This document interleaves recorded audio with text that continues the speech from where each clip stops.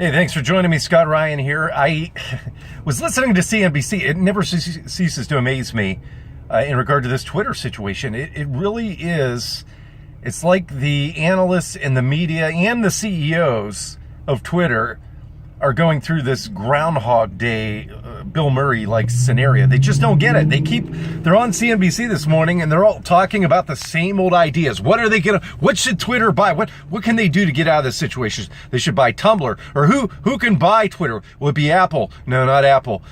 Maybe no, Google? No, Google. They don't need that. It's just the same old stale ideas. It is so amazing. I wrote about this a year ago at shareactivist.com. It's linked. A piece about how a single button could change Twitter's fortunes. And it's like, it couldn't be more glaringly obvious what the situation is if you want to get Twitter back up to a market cap that is commensurable with that of social media. The problem is, Twitter is not social media. If you want to have Facebook-like numbers or Facebook-like evaluations and Facebook-like or evaluation and engagement, you have to offer a product that is social media. Right now, Twitter is basically, it's fairly valued, maybe overvalued until they make this simple change, which is to add a continue button and get rid of that absolutely vexing 140 character rule. That is the thing where, I started with Twitter a couple of years or so ago, and I kind of jumped on it. It was like a fad. I did it a lot. I was doing it several times a day, checking in, and I was doing it every day and for weeks and then months. But after a while, I got so annoyed sitting there trying to come up with some esoteric shorthand in which I can make the point that I want to make the point without having to make an off-site blog somewhere. You're not going to have 1.5 billion people like at Facebook trying to figure out some sort of shorthand that only the select few at Twitter really have the time to master. People move on.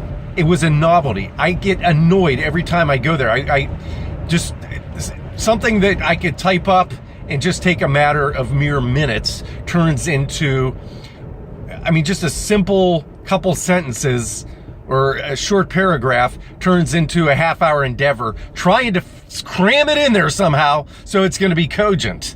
That is ridiculous. As of now, until Twitter, and there was an announcement recently that finally they were going to do away with that and do a simple freaking continue button. And then if they can keep it short, keep at 140 characters and then have it continue and keep it going. There's all this talk. They overcomplicate it. Well, maybe they can acquire a medium property where people can put medium-sized messages. It's just so absolutely stupid. This is a glorified digital magazine. It's a good one at that. It's successful, especially at the multi-billion-dollar valuation it currently maintains. But the bottom line here is, you're not gonna, even WhatsApp.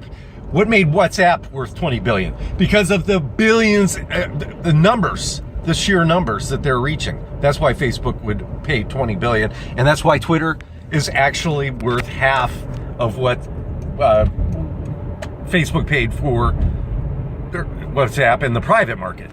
It's not freaking rocket science, people. You don't have to be a rocket scientist or a brain surgeon or a nuclear physicist.